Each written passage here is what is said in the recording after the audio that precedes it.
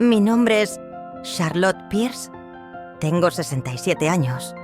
Y durante más de 4 décadas construí una familia junto a mi marido, Richard Ladrillo. A ladrillo. Momento tras momento. Sin embargo, la noche en que me pidieron que me sentara y me quedara callada en la cena de la finca que habíamos creado juntos, fue la noche en que me di cuenta de cuán invisible me había vuelto en la casa que construimos. Me dijeron que yo era solo la viuda, como si no hubiera sido yo quien levantó cada rincón de ese legado. Sonreí y me levanté, y salí sin decir una palabra. Esa noche planché mi blusa 2 veces, me repasé el pintalabios 3 veces, y me dije a mí misma: es solo la cena, es solo la familia. Traje mi mejor tarta de manzana, la favorita de Richard. Pensé que tal vez eso suavizaría el ambiente, que quizás recordaran quién era yo para él, para todos ellos. La cena se celebraba en casa de mi hijo Ethan, en la moderna casa de paredes de cristal, que él y Kendra compraron después de que Richard y yo firmáramos el préstamo. Claro, nadie mencionaba ya eso. Al entrar, nadie levantó la mirada. Ethan servía vino como si estuviera organizando una cata en Napa, mientras Kendra, con sus tacones dorados y su sonrisa de fachada, caminaba por la cocina como si fuera suya. Su hijo adolescente apenas me dio un saludo, el típico gesto que se le da a una tía distante en un funeral. La mesa en la que nos sentábamos la compré yo el pasado diciembre. Nos sentamos 9. Ethan abrió la conversación diciendo: hemos estado pensando que es hora de simplificar las cosas. Sabía perfectamente lo que eso significaba. Menos de mí, más de ellos. Pregunté con suavidad: ¿han hablado con el abogado sobre el fideicomiso? Kendra ni siquiera levantó la vista de su teléfono y murmuró: eres solo la viuda Charlotte. Tal vez deberías quedarte callada por ahora. La habitación quedó en silencio. Y entonces Ethan se rió. Trevor, mi hijo menor, lo siguió como si todo fuera una escena de comedia. Mis manos temblaban bajo la mesa, no por debilidad, sino por el peso de lo que acababan de decir. Miré cada rostro a mi alrededor y lo vi claro. Ya no me veían como una persona, solo como un obstáculo. Dejé mi tenedor, me levanté, no dije ni una palabra y salí. Pero no me iba de la mesa para siempre. Solo me alejaba para regresar con todo lo que me pertenecía. Esa noche no dormí ni un minuto. Me senté en la antigua silla de cuero de Richard, envuelta en la manta que solíamos pelear por la noche, la que tenía los bordes deshilachados y una leve mancha de café que él nunca notó. La habitación parecía contener la respiración, y yo no dejaba de repetir en mi cabeza las palabras de Kendra: eres solo la viuda. Tal vez deberías quedarte callada. Como si fuera un pensamiento desechable dentro del mismo legado que ayudé a construir. A las 2:30 de la madrugada no aguanté más el silencio. Me levanté descalza y crucé el pasillo hasta el archivador, al que siempre llamamos el cajón prohibido, donde guardábamos pasaportes, títulos, declaraciones de impuestos, las viejas cosas que los chicos nunca debían tocar. No sabía exactamente qué buscaba, tal vez un recordatorio de que aún importaba, que Richard no me había dejado completamente indefensa. Mis dedos estaban fríos mientras hojeaba los viejos documentos, papeles del seguro, certificados de nacimiento. La foto de nosotros en una caminata por Vermont, más jóvenes quemados por el sol y sonriendo. Estaba a punto de rendirme cuando lo vi, y un sobre blanco grueso, escondido detrás de los papeles como si estuviera esperando. Mi nombre estaba escrito en el frente con la letra de Richard. Solo una palabra: Charlotte. No era de los que dejaba cartas sentimentales. Él mostraba su amor, revisando la presión de los neumáticos, no escribiendo poesía. Mis manos temblaban mientras abría el sobre.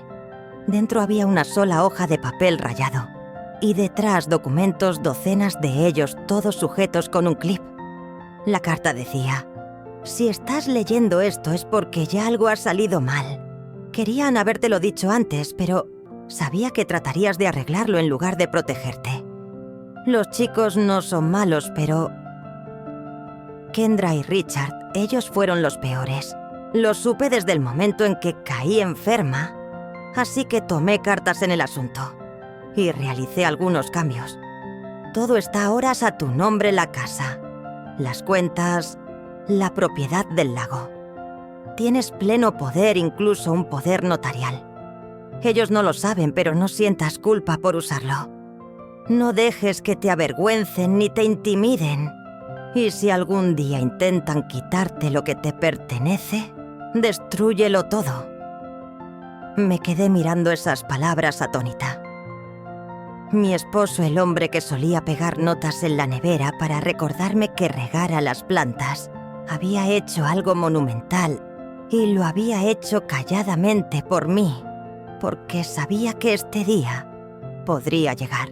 A las 3:47 de la mañana tomé el teléfono fijo y llamé a Howard Bennett, nuestro abogado de familia, desde hace más de 30 años. Un hombre callado con un bigote gris y una afición por los discos de jazz antiguos, y la única persona que aún me llamaba señora Pierce, aunque le insistí cientos de veces que dejara de hacerlo. Contestó después de 4 timbres su voz groggy, pero firme.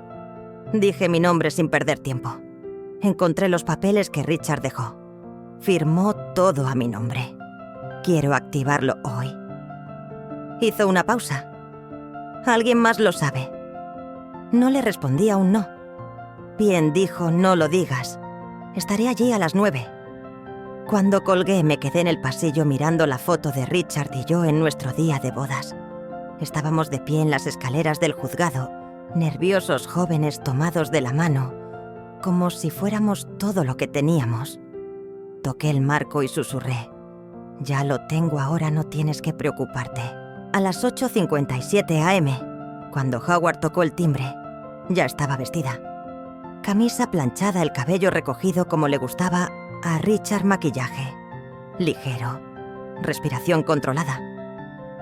La mesa del comedor estaba cubierta de papeles. Los había extendido como un campo de batalla y al lado un cuaderno lleno de preguntas que había anotado durante la larga noche sin sueño.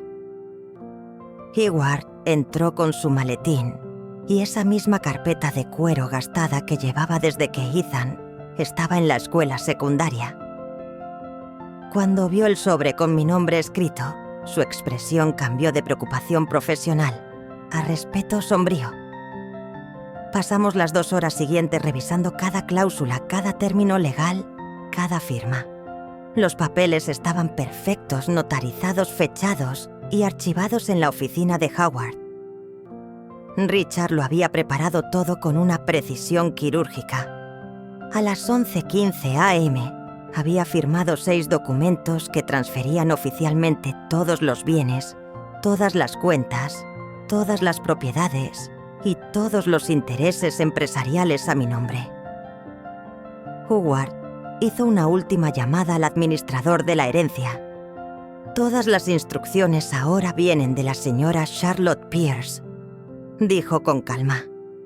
No Ethan, no Trevor, ni siquiera el consejo del fideicomiso, solo yo. Fue surrealista oírlo en voz alta. Charlotte Pierce, la única autoridad legal sobre todo lo que Richard y yo habíamos construido.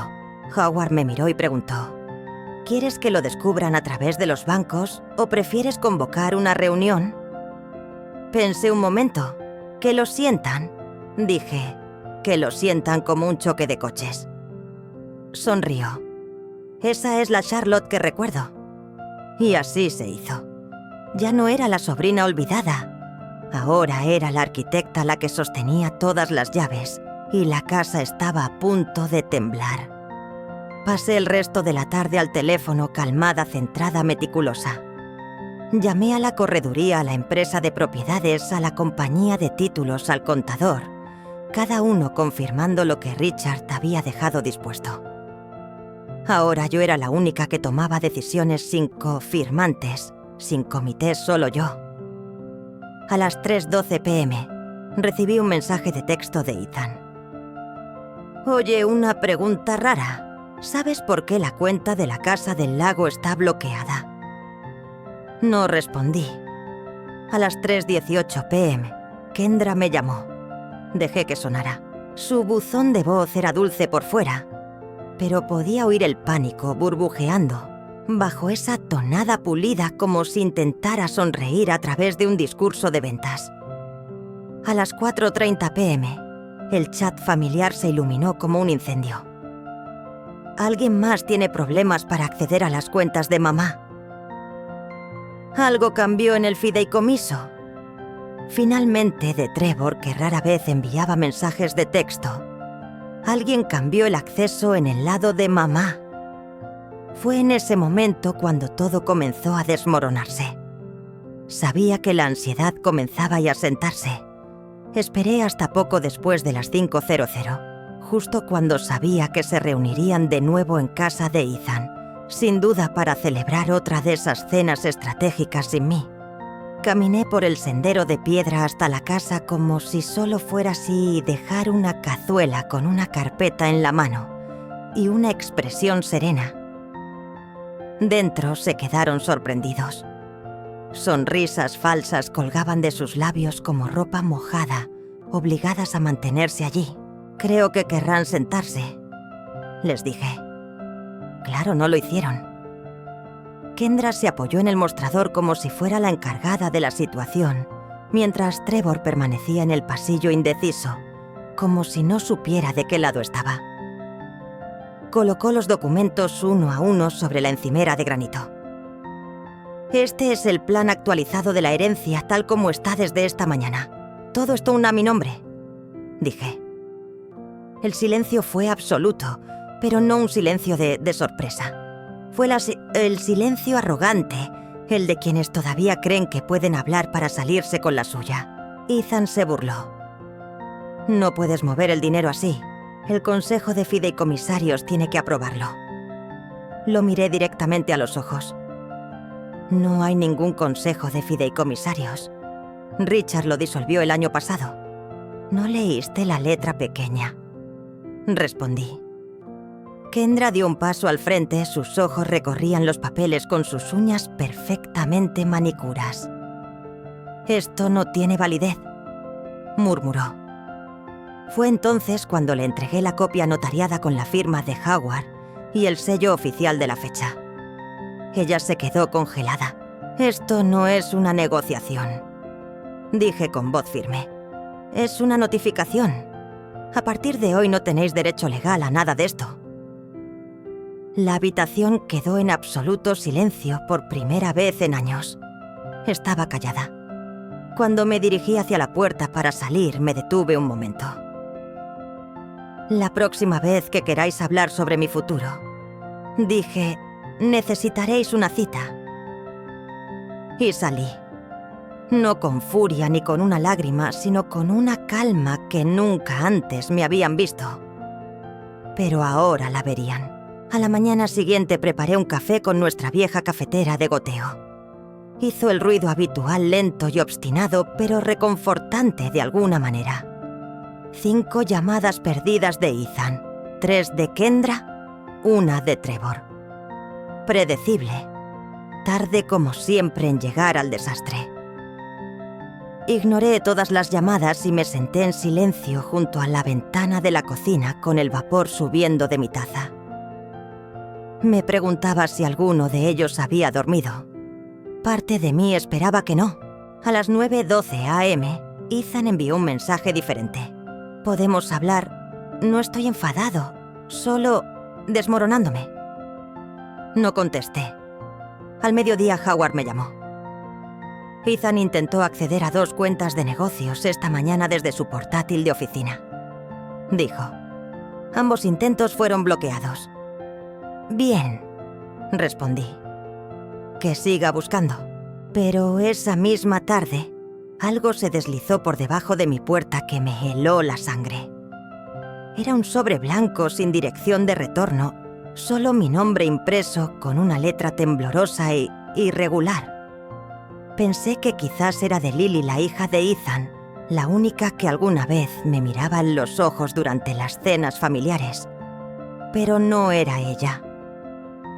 Dentro había un documento impreso sin firmar, una recomendación de evaluación psiquiátrica, con el resaltado rojo enojado que hacía saltar las palabras de la página «Evaluación de capacidad recomendada». Reconocí lo suficiente del trabajo legal de Richard como para identificar una trampa cuando la vi. Alguien intentaba desafiar mi control sobre la herencia, alegando que estaba mentalmente incapacitada. No sentí miedo. Lo que sentí fue algo más profundo y frío: el insulto. No me habían roto, así que ahora intentaban desacreditarme. Esa tarde conduje hasta la oficina de Howard y dejé el sobre su escritorio. Recorrió las páginas con las cejas levantadas. ¿De verdad han seguido este camino?, murmuró. Es valiente. Rastrea esto, le dije con calma. Descubre quién lo escribió, quién lo envió, quién falsificó el acceso. 2 días después, Howard me volvió a llamar, esta vez con un tono de voz agudo que no había oído antes. Fue Kendra, dijo. Contactó con un notario. Utilizó... Aquel día, uno de los asistentes, un hombre que siempre se mantenía al margen, decidió romper el silencio. Dio un paso adelante y con un suspiro explicó que no quería verse envuelto en un delito, que todo lo que había sucedido era algo que no deseaba. Me tomé un momento para respirar profundamente. Ya había tomado mi decisión. Las acusaciones estaban en marcha. Esa misma noche un coche patrulla se detuvo en el jardín de Ethan y Kendra, justo cuando estaban descargando la compra del maletero de un coche prestado. Los vecinos se amontonaron como moscas alrededor de Miel, observando en silencio. Kendra gritó, lloró desconsolada, actuando como si estuviera en una escena dramática de tribunal. Pero nada de eso impidió que la arrestaran allí mismo en la acera por falsificación, fraude y abuso de procedimiento judicial. Ethan intentó interceder, pero el agente lo detuvo con un firme gesto de mano sobre su pecho. No estuve allí para presenciarlo, pero más tarde, Lily me llamó en un susurro. Intentó echarte la culpa, me dijo, pero nadie le creyó, ni siquiera papá. Por fin alguien en esa casa había levantado el telón y visto la farsa. Y la representación llegó a su fin.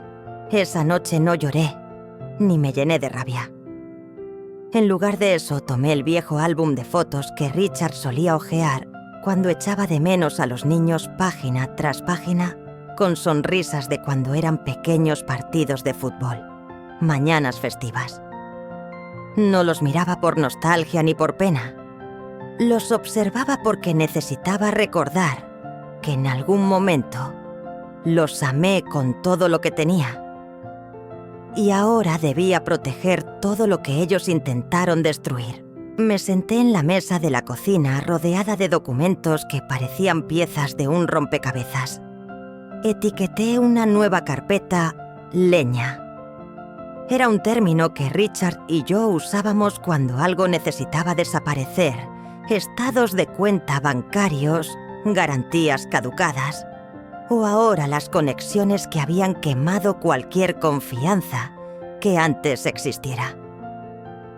Empecé a hacer una lista: qué activos podía vender, qué inversiones podía congelar, qué deudas podría reclamar. Para la mañana siguiente ya tenía un plan. Llamé primero a Howard. No presentes cargos contra Ethan, todavía, le dije. Déjalo que se desgaste. Quiero verlo arruinado antes de que se asuste.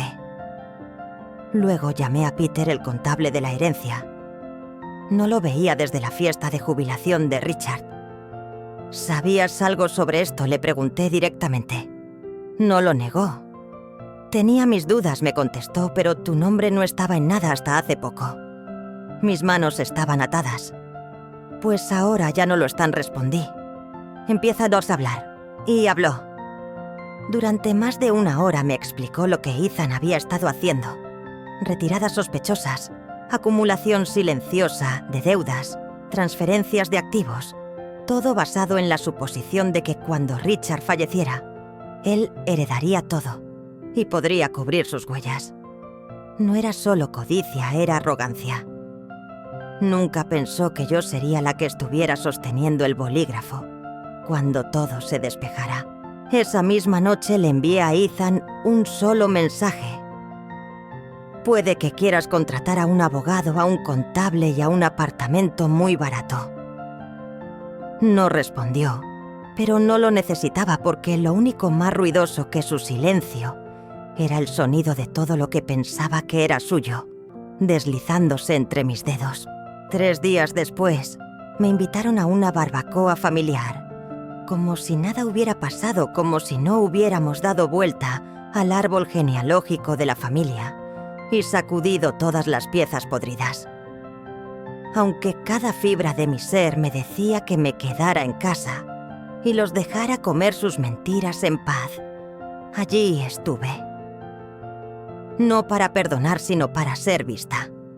Porque a veces el silencio no es fuerza, es hielo. Y llevaba los pendientes de perlas que Richard me regaló.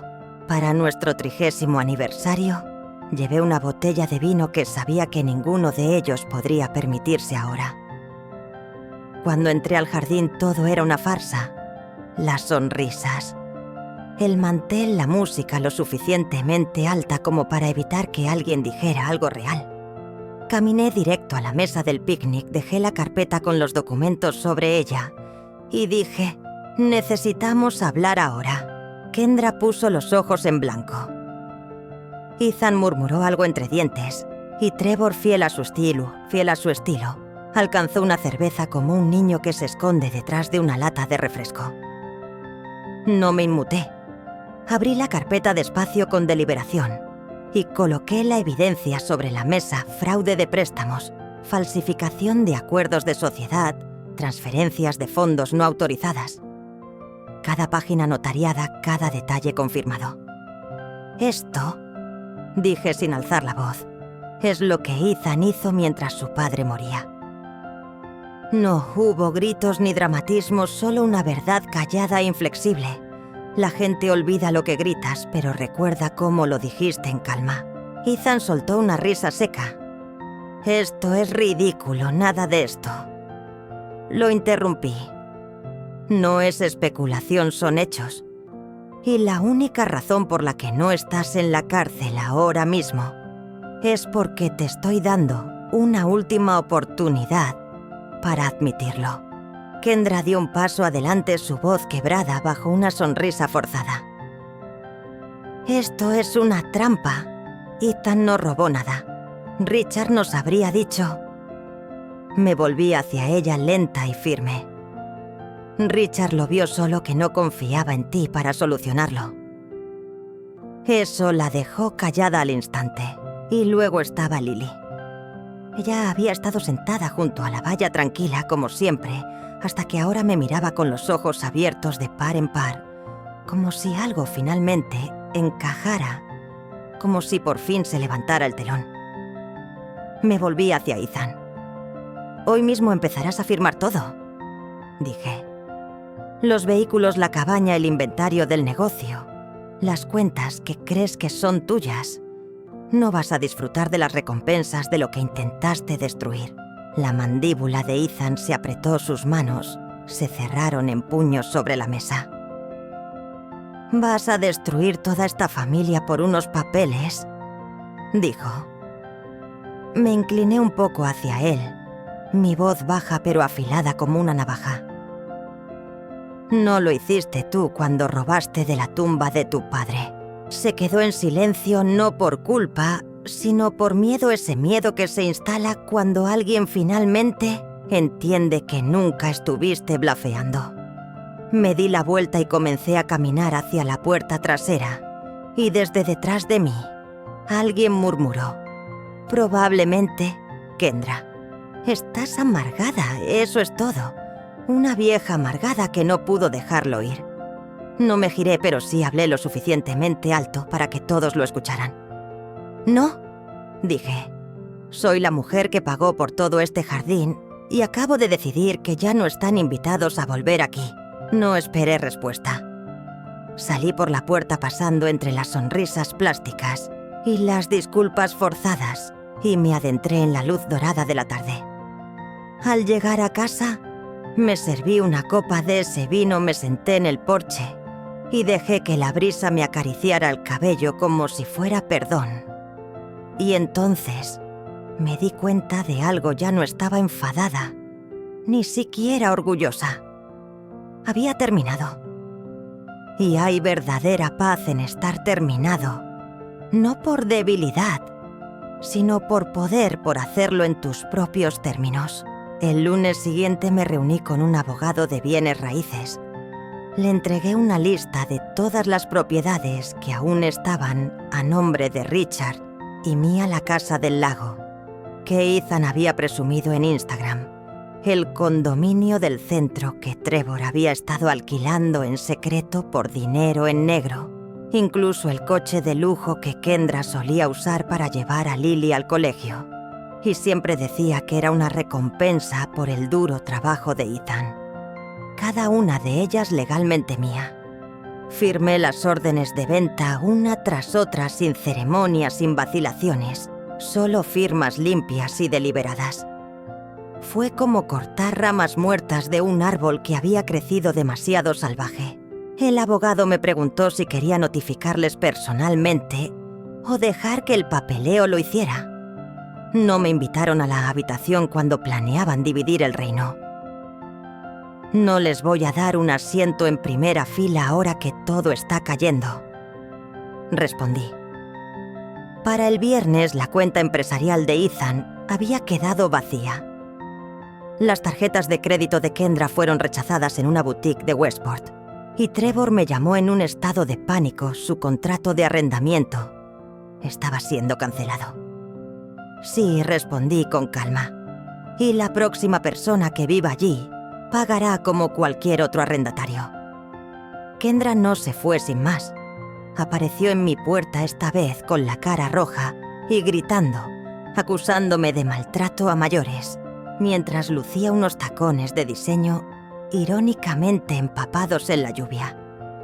No respondí, no dije nada.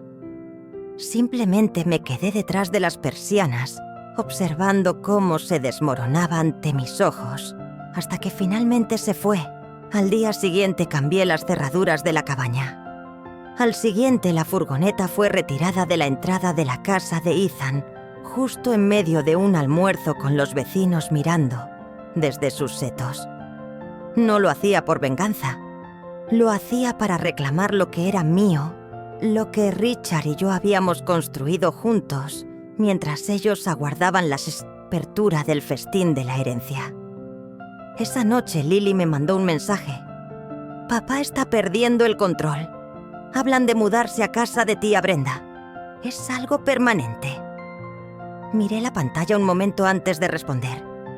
Las acciones son permanentes. Lo son las consecuencias. No respondió inmediatamente. Vi cómo la burbuja de escritura aparecía y desaparecía varias veces, como si quisiera decir más.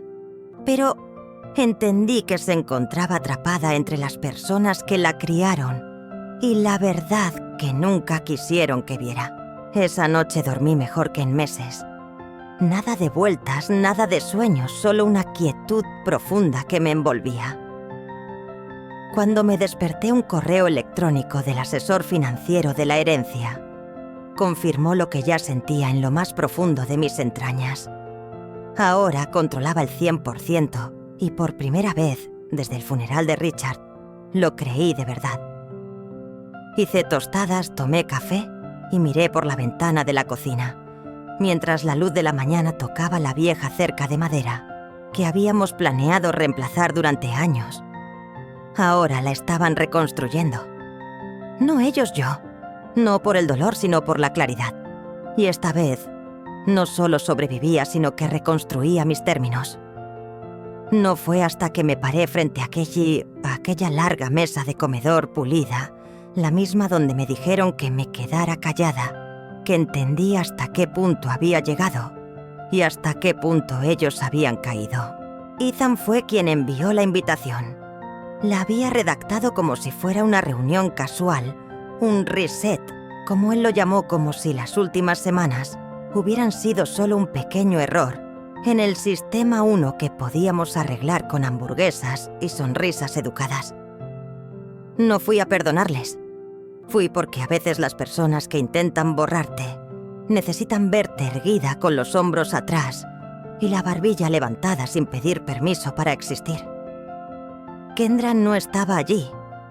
Parte de su acuerdo de culpabilidad era mantenerse alejada de mí durante al menos 6 meses. Trevor rondaba por el fondo jugueteando con las servilletas como si quisiera decir algo, pero no sabía cómo. Y Lily, querida. Lily se sentó a mi lado, tranquila, calmada, con las manos plegadas en su regazo, como quien está aprendiendo hasta estar quieto en una habitación llena de humo. Ethan estaba al frente de la mesa como si aún fuera el patriarca, como si todavía estuviera a cargo. Pero incluso él parecía más pequeño, ahora más delgado, agotado, como si finalmente hubiera dejado de creer en su propia mentira. Comenzó con una línea que claramente había ensayado frente al espejo. Ya saben, las familias pasan por tormentas, pero las superan. No lo dejé terminar. Dejé mi vaso en la mesa, miré a cada una de las personas allí presentes y dije, esto no es una tormenta, esto es la consecuencia, y cada uno de ustedes la escribió. Se pudo escuchar una aguja caer. Nadie tocó su agua, nadie se movió en su asiento. Ethan abrió la boca nuevamente, tal vez para defenderse, tal vez para lanzar una última excusa, pero levanté la mano para detenerlo. Me dijeron que solo era la viuda. Le dije con voz firme que debía quedarme callada. Pero no estuve callada cuando construí esta familia. No estuve callada cuando la mantuve viva. Y no voy a quedarme callada ahora que la he recuperado. Dejé que las palabras flotaran en el aire, el tiempo suficiente antes de añadir. Esta mesa, esta sala, las poseo legal, emocional y estructuralmente. Sus invitados aquí, y les sugiero que lo recuerden. Me levanté lentamente, empujé la silla hacia Shams atrás con gracia y caminé hacia la puerta. Me giré por última vez. No tienen que gustarme, dije. Solo tienen que entender que he dejado de hacerme pequeña para que ustedes se sientan grandes. Y me fui. No porque estuviera enfadada, sino porque había terminado. Fuera el cielo estaba limpio y nítido, esa luz perfecta para el trabajo de jardinería que Richard solía decir que era ideal. Subí al coche, respiré hondo y me di cuenta de que no me sentía victoriosa ni arrogante. Me sentía tranquila. Y no hay nada más poderoso que la tranquilidad.